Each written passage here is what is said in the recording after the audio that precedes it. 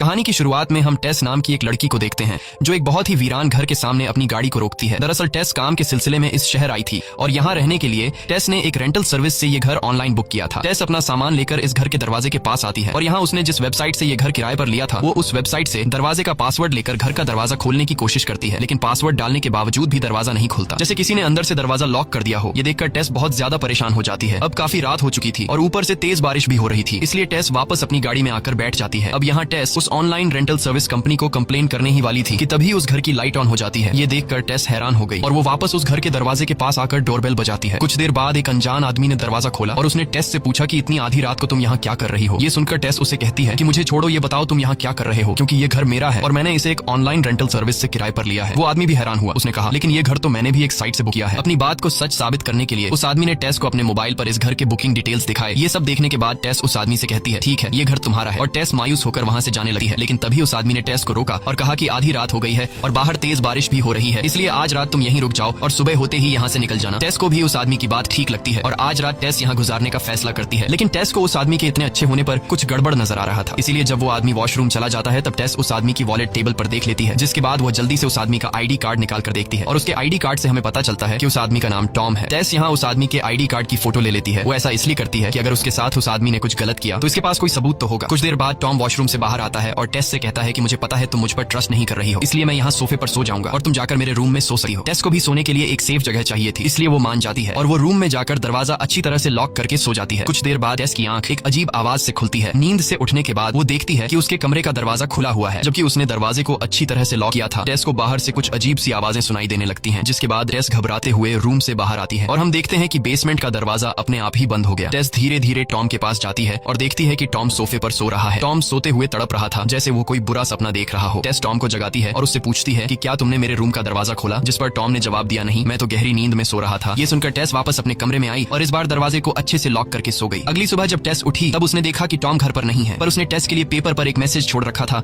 कि मैं किसी काम से बाहर जा रहा हूँ, शाम तक वापस आ जाऊंगा। इसके बाद टेस भी तैयार होकर इंटरव्यू के लिए घर से निकलती है। बाहर का नजारा देखकर टेस हैरान रह जाती है, क्योंकि बाहर पूरा इलाका वीरान पड़ा था। सारे घर टूटे फूटे हुए थे। ऐसा लग रहा था कि टेस के अलावा यहाँ और कोई भी नहीं रहता। ये सब देखकर टेस को बहुत अजीब लगता है, लेकिन इस समय उसे इंटरव्यू के लिए देर हो रही थी, इसलिए टेस इस बारे में ज्यादा नहीं सोचती और वहाँ से निकलकर कंपनी पहुंच जाती है, जहाँ उसका इंटरव्यू काफी अच्छा चलता है। डायरेक्टर टेस से काफी ज्यादा इंप्रेस्ड हो जाती है। इंटरव्यू पूरा होने के बाद डायरेक्टर टेस से पूछती है कि तुम इस शहर में कहाँ ठहरी हुई हो। टेस ने उसे बताया कि मैं बार्बरी स्ट्रीट एरिया के एक घर में रहती हूँ। बार्बरी स्ट्रीट नाम सुनकर डायरेक्टर शॉक हो जाती है और टेस से घबराते हुए कहती है कि वो जगह बिल्कुल भी ठीक नहीं है, तुम उस जगह से जल्दी से निकल जाओ। यह कहते हुए डायरेक्टर वहाँ से चली जाती है और टेस जब वापस घर आती है तो अब टेस को भी उस जगह से डर लगने लगा था। टेस जैसे ही दरवाजे का लॉक खोलकर घर के अंदर जाने वाली होती है तभी वो देखती है कि एक अनजान आदमी तेजी से उसकी तरफ दौड़ रहा है। ये देखकर टेस घबराते हुए जल्दी से उस आदमी के पहुंचने से पहले दरवाजा खोलकर घर के अंदर चली जाती है। वो आदमी टेस को घर से बाहर निकलने के लिए कहता हुआ जोर जोर से दरवाजा पीटने लगा। टेस को कुछ समझ नहीं आ रहा था कि यह सब क्या हो रहा है। टेस घर के अंदर बहुत ज्यादा घबराई हुई होती है और पुलिस को कंप्लेंट करने की कोशिश करती है। कुछ देर बाद टेस देखती है कि वो आदमी यहाँ से जा चुका है। अब टेस सुकून की सांस लेती है और बाथरूम चली जाती है, लेकिन बाथरूम में उसने देखा कि टॉयलेट पेपर खत्म हो चुका था। वो घर में इधर उधर टॉयलेट पेपर तलाश करने लगी है। तभी उसकी नजर बेसमेंट की तरफ गई। उसे लगा शायद टॉयलेट पेपर बेसमेंट में रखा हो। यह सोचकर टेस बेसमेंट में गई और बेसमेंट में उसे सामने टॉयलेट पेपर का बॉक्स रखा हुआ मिला। अब टेस वहाँ से टॉयलेट पेपर लेकर लौट ही रही थी कि अचानक बेसमेंट का दरवाजा बंद हो गया। टेस पूरी ताकत के साथ दरवाजा खोलने की कोशिश करती है, पर दरवाजा नहीं खुला। अब टेस बहुत ज्यादा मायूस हो जाती है, क्योंकि वो अपना फोन भी ऊपर ही छोड़ आई थी। टेस को समझ आ चुका था कि यहाँ बैठे बैठे उसकी कोई मदद नहीं करने आएगा, इसलिए उसे खुद ही कुछ करना पड़ेगा। अब टेस यहाँ से बाहर निकलने का रास्ता ढूंढने लगी है और तभी उसकी नजर बेसमेंट में रोशनी के लिए एक विंडो पर पड़ती है। वो इस विंडो को खोलने की कोशिश करती है, पर वो विंडो सिर्फ बाहर से ही खोली जा सकती थी। अब टेस इस विंडो का शीशा तोड़ने के लिए कोई टूल ढूंढने लगी है। टूल ढूंढते हुए टेस देखती है कि एक रस्सी दीवार के अंदर से आ रही है। टेस बिना सोचे समझे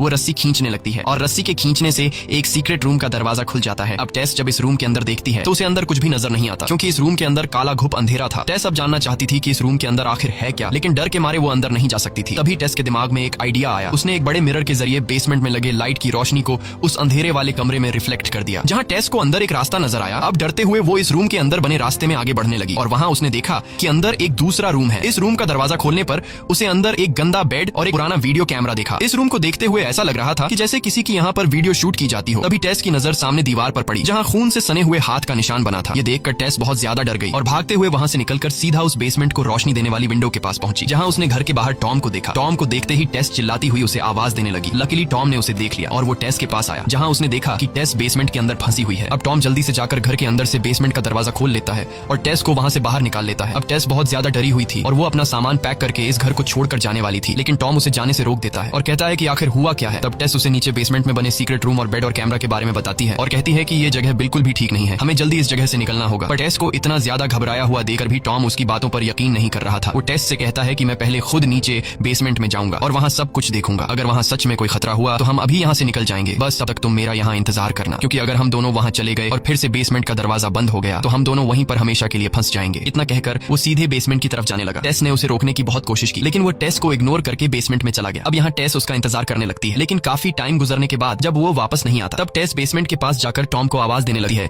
लेकिन बेसमेंट से टॉम का कोई रिस्पॉन्स नहीं आता। अब मजबूरन एक बार फिर से टेस हिम्मत जुटाकर बेसमेंट में जाने का फैसला करती है, लेकिन इस बार जाने से पहले वो बेसमेंट के दरवाजे के सामने एक चेयर रख देती है ताकि फिर से दरवाजा लॉक न हो जाए। अब टेस अपने मोबाइल का टॉर्च चलाकर धीरे धीरे आगे बढ़ते हुए टॉम को ढूंढने लगती है, लेकिन उसे टॉम कहीं भी नजर नहीं आता। वो उस कमरे तक भी पहुंचती है जहां पर बेड और कैमरा रखा हुआ था, मगर वहां भी टॉम नहीं था। अब टेस परेशान हो जाती है कि अचानक टॉम कहां गायब हो गया। वो उसे ढूंढते हुए और आगे बढ़ती है। कुछ दूर आगे जाने के बाद उसे नीचे कुछ सीढ़ियां दिखाई देने लगी हैं और तभी टेस को नीचे से टॉम की आवाज सुनाई देने लगी है जो मदद के लिए पुकार रहा था। डर के मारे टेस अंदर तो नहीं जाना चाहती थी, लेकिन टॉम के बार बार पुकारने पर वो वहां जाने पर मजबूर हो जाती है। सीढ़ियां क्रॉस करने के बाद नीचे एक दूसरा बेसमेंट बनाया गया था, यानी बेसमेंट के अंदर एक दूसरा बेसमेंट। अब यहाँ टेस टॉम को पुकारते हुए आगे बढ़ती है कि तभी अचानक टॉम किसी जानवर की तरह जमीन पर रेंगते हुए तेजी से टेस के पास आया। वो किसी चीज से बहुत घबराया हुआ था। उसने टेस से कहा, बिल्कुल भी शोर मत मचाना, हमारे अलावा यहाँ कोई और भी है जो मुझे मारना चाहता है और उस चीज ने मुझे काटा है। अब ये लोग जैसे ही यहाँ से निकलने वाले होते हैं तभी अचानक एक लंबी हाइट की औरत दौड़ती हुई आई जो टॉम को पकड़ लेती है और वो उसका सिर जोर जोर से सामने की दीवार से पटकर उसे बेरहमी से मार डालती है। अब यहाँ सीन शिफ्ट होता है और हमें 2 हफ्ते बाद का सीन दिखाया जाता है जहाँ हम इस घर के मालिक को देखते हैं जिसका नाम एजे है। एजे पेशे से एक टीवी एक्टर है, लेकिन अब उसकी जिंदगी बिल्कुल भी ठीक नहीं चल रही, क्योंकि जो लड़की उसके साथ फिल्म में काम करती थी उसने एजे पर उसके साथ गलत काम करने का आरोप लगाया है, जिस वजह से एजे का करियर बर्बाद हो गया था और खुद को बेगुनाह साबित करने के लिए एजे ने कोर्ट के चक्कर लगाते हुए अपने सारे पैसे गवा दिए थे। अब उसके पास सिर्फ बार्बर स्ट्रीट का यही एक घर बचा था और अब वो इस घर को भी बेचना चाहता था। घर आते ही उसने देखा कि घर में किसी का सामान पड़ा हुआ है। दरअसल यह टेस और टॉम का सामान था और बाहर उसने टेस की गाड़ी भी देखी, जिसे देखकर एजे को शक हुआ कि कोई चोरी छिपे मेरे घर में रह रहा है। इसलिए अब वो घर की तलाशी लेने लगता है, लेकिन उसे घर में कोई भी इंसान नहीं मिला। पर तभी उसकी नजर बेसमेंट के दरवाजे पर पड़ी जहाँ एक चेयर रखी हुई थी और यह चेयर टेस ने लगाई थी ताकि बेसमेंट का दरवाजा अंदर से लॉक न हो। और यह सब देखकर एजे को यकीन हो जाता है कि कोई बेसमेंट में छुपा हुआ है। जब वो बेसमेंट के दरवाजे के पास आता है तो उसे नीचे से किसी के चलने की आवाज सुनाई देने लगती है। ये देखकर वो अपने साथ ही टॉर्च और चाकू ले लेता है और बेसमेंट के अंदर जाता है ताकि अगर उसे कोई खतरा महसूस हो तो वो उस पर चाकू से अटैक कर सके। बेसमेंट में आते ही उसे भी वो सीक्रेट रूम दिखाई देता है जहाँ पर कैमरा और एक बेड था। वो अपने घर के बेसमेंट को और एक्सप्लोर करने लगता है जहाँ वो उन सीढ़ियों के पास भी पहुंच जाता है और यह सब देखकर एजे डरने के बजाय उल्टा खुश हो जाता है, क्योंकि उसने सोचा कि मेरे घर के बेसमेंट में इतनी ज्यादा जगह होने की वजह से अब इसकी कीमत डबल हो जाएगी। वो फौरन एक इंच टेप लेकर बेसमेंट को नापने लगा है और नापते नापते वो एक रूम तक जा पहुंचता है जहाँ टीवी में एक शो चल रहा था जिसमें दिखाया जा रहा था कि एक माँ अपने बच्चे को ब्रेस्ट फीडिंग कैसे कराती है। एजे ये सब देख ही रहा था कि अचानक उसके हाथ से इंच टेप कोई खींच लेता है। ये देखकर एजे घबरा जाता है और जिस तरफ से इंच टेप खींची गई थी वो उस तरफ टॉर्च की रोशनी कर देता है, लेकिन वहाँ कोई भी नहीं था। तभी उसे सामने से किसी के गुर्राने की आवाज सुनाई देती है और कुछ देर बाद वही लंबी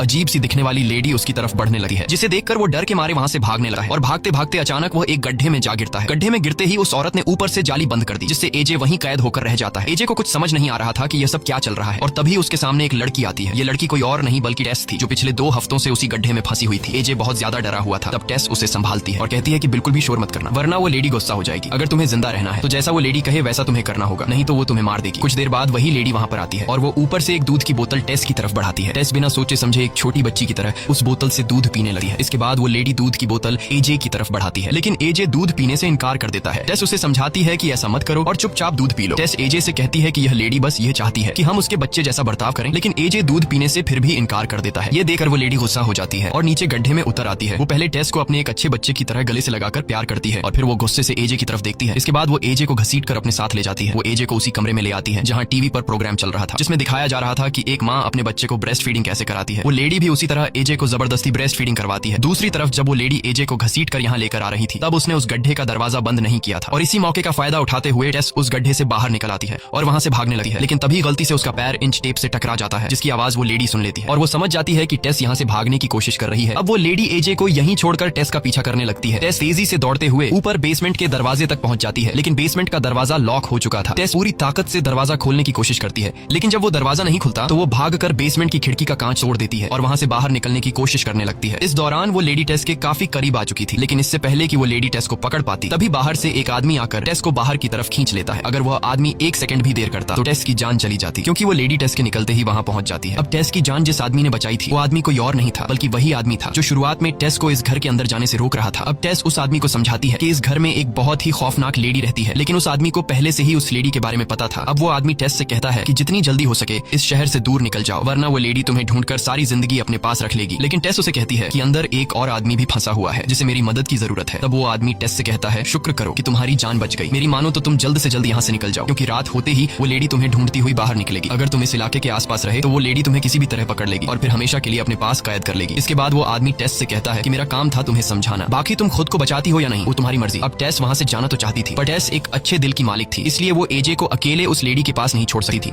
जिसके बाद टेस मदद की तलाश में निकल पड़ती है। दूसरी तरफ मौका पाकर एजे भी उस जगह से निकलने की कोशिश करता है, लेकिन तभी उसे उस औरत की गुर्राने की आवाज सुनाई देती है, जिसे सुनकर एजे बहुत ज्यादा डर जाता है और अब वो उस लेडी से छिपने के लिए सुरंग के और अंदर जाने लगा है। तब वो लेडी भी एजे का पीछा कर रही थी। एजे आगे बढ़ते हुए एक ऐसी जगह पहुंच जाता है जहां रास्ता खत्म हो गया था। अब एजे बुरी तरह फंस चुका था और वो औरत उसके ठीक सामने खड़ी थी। एजे को लग रहा था कि अब उसकी मौत पक्की है, लेकिन फिर न जाने क्यों वो लेडी आगे आने से डरने लगी है और वो एजे को वहीं छोड़कर चुपचाप चली जाती है। न जाने ऐसा क्या था जिससे वो लेडी भी डर रही थी। एजे जब पीछे मुड़कर देखता है तो उसे पीछे एक दरवाजा दिखाई देता है। अब वो उस रूम के अंदर जाकर देखने लगता है कि आखिर इस रूम में ऐसा क्या है जिससे वो लेडी भी यहाँ आने से डरती है। रूम बहुत ही बुरी हालत में था, जहाँ सारा सामान इधर उधर बिखरा पड़ा था। इस रूम में टीवी भी चल रहा था। एजे कमरे की तलाशी ले ही रहा था कि तभी पीछे से उसे किसी की आवाज सुनाई देती है। डर के मारे एजे पीछे मुड़कर जब टॉर्च की लाइट करता है तो वहाँ एक बूढ़ा आदमी बिस्तर पर पड़ा हुआ था, जो बहुत बीमार लग रहा था, ना उठने की हालत में था और ना ही ठीक से बोलने की। एजे को लगा कि शायद उस लेडी ने इस आदमी को भी कैद कर रखा होगा, इसलिए एजे उसकी मदद करने लगा है, लेकिन वो आदमी बार बार एक ड्रॉर की तरफ इशारा कर रहा था। तब एजे बिना सोचे समझे ड्रॉर उसके करीब कर देता है और उस रूम में एजे ढेर सारी रिकॉर्डेड टेप्स देखता है, जिनमें हर टेप पर किसी औरत का नाम लिखा हुआ था। एजे जैसे ही ये प्ले करता है तो उसके होश उड़ जाते हैं। उस टेप में वही बूढ़ा आदमी दिखाई देता है जो किसी औरत के साथ गलत कर रहा था। यह देखकर एजे की आंखें खुली की खुली रह जाती हैं और जैसे ही एजे पीछे मुड़कर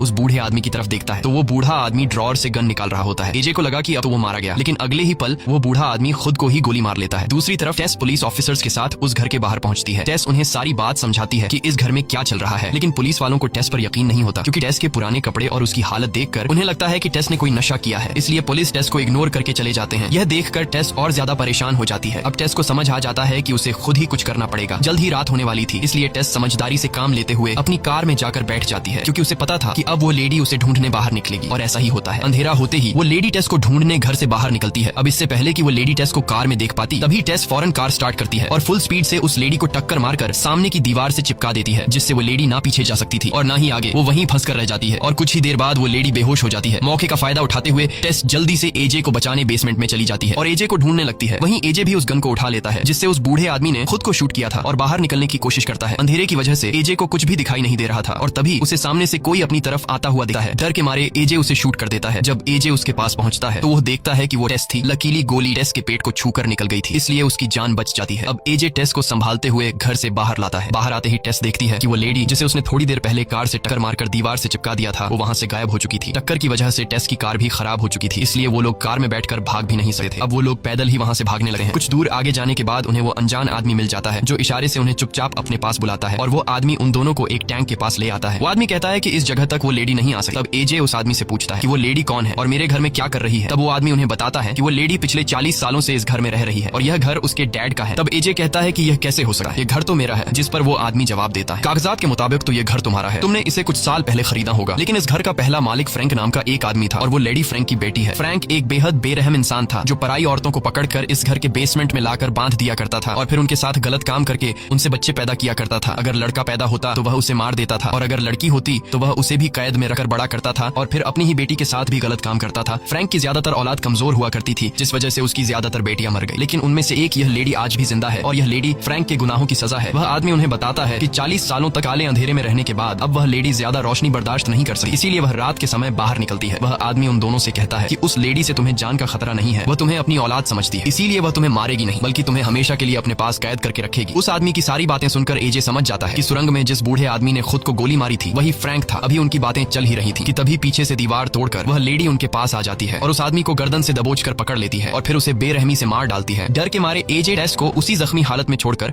वहां से भाग जाता है। टेस भी जख्मी हालत में एजे के पीछे भागने लगी है। टेस लगातार एजे को मदद के लिए पुकारती रहती है, लेकिन एजे टेस को इग्नोर करके तेजी से भागता हुआ पानी की टंकी पर चढ़ जाता है। टेस भी किसी तरह लड़खड़ाते हुए टंकी के ऊपर पहुंच जाती है। ये दोनों देखते हैं कि वो लेडी भी उनके पीछे आ रही है। अब एजे उस लेडी को मारने के लिए अपनी गन निकालता है, लेकिन तभी उसके हाथ से गन छूटकर नीचे गिर जाती है। कुछ ही देर बाद वह औरत भी टंकी के ऊपर चढ़ जाती है। अब एजे समझ चुका था कि यह लेडी मुझे और टेस को अपना बच्चा समझती है और अब वह हमें पकड़कर हमेशा के लिए अपने पास कैद कर लेगी। एजे अपनी पूरी जिंदगी उस काले अंधेरे वाले बेसमेंट में नहीं गुजार सकता था, इसलिए एजे उस लेडी की ममता का फायदा उठाते हुए टेस को पकड़कर ऊपर टंकी से नीचे गिरा देता है। वह लेडी टेस को अपनी बेटी मानती थी, इसलिए वह टेस को बचाने के लिए उसके पीछे कूद जाती है। एजे जब नीचे झांक कर देखता है तो वह देखता है कि वह लेडी टेस को बचाने के लिए अपनी जान की परवाह किए बिना उसे अपनी गोद में ले लेती है, ताकि नीचे गिरते वक्त टेस को कोई नुकसान न पहुंचे, क्योंकि अगर टेस सीधा नीचे गिरती तो वह मर भी सकती थी। इसके बाद एजे नीचे आता है और देखता है कि दोनों खून से लथपथ पड़े हैं और दोनों बिल्कुल हिल नहीं रहे हैं। एजे को लगता है कि दोनों मर चुके हैं, लेकिन तभी टेस को होश आ जाता है। टेस देखती है कि उस लेडी ने अपनी जान देकर मेरी जान बचाई है। इसके बाद एजे टेस को सहारा देकर उठाता है और खुद को सही ठहराने लगता है कि अगर मैं ऐसा नहीं करता तो हम दोनों मारे जाते। लेकिन अब टेस को समझ आ जाता है कि एजे चाहे जितना भी अच्छा बनने की कोशिश करे, वह अपनी जान बचाने के लिए किसी और को मरने के लिए छोड़ सकता है। तभी पीछे से वो लेडी भी उठ जाती है और एजे को पकड़कर उसका गला दबोच लेती है। वह बेहद गुस्से में होती है क्योंकि एजे ने उसकी बेटी को नीचे फेंका था। इसके बाद वो लेडी पहले एजे की आंखें फोड़ देती है और फिर उसका सिर 2 टुकड़ों में अलग कर देती है। इसके बाद वह एक माँ की तरह टेस की तरफ दुख भरी नजरों से देखती है और टेस से प्यार करने लगती है। लेकिन टेस अब भी उस लेडी से डरी हुई होती है, इसलिए वो लेडी भी समझ जाती है कि मैं इस दुनिया में इंसानों के बीच नहीं रह सकती। मेरे इस डरावने चेहरे और भयानक रूप से इंसान डरते हैं, इसलिए इंसान मुझे कभी भी एक्सेप्ट नहीं करेंगे। इसलिए वह इशारों में टेस से कहती है कि मुझे मार दो। अब टेस उसे मारना नहीं चाहती थी, लेकिन वह औरत यही चाहती थी कि मेरी जिंदगी खत्म हो जाए। इसलिए टेस उसे गोली मारकर उस भयानक जिंदगी से आजादी दिला देती है और इसी के साथ यह कहानी खत्म हो जाती है। अगर आपको यह वीडियो पसंद आई हो तो हमारे चैनल को सब्सक्राइब करें और वीडियो को लाइक जरूर करें।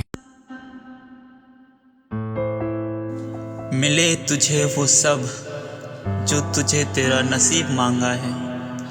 हम पत्थर दिल इंसान तुम्हें क्या ही दे सकते हैं।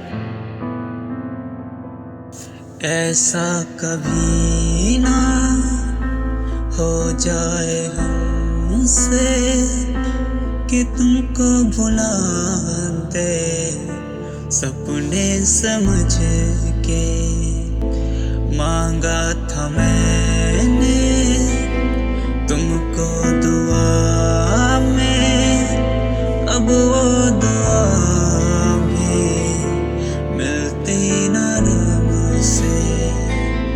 हक है अपना सारा तुमको दिया, अलविदा हम यही कर गए उनसे जुदा,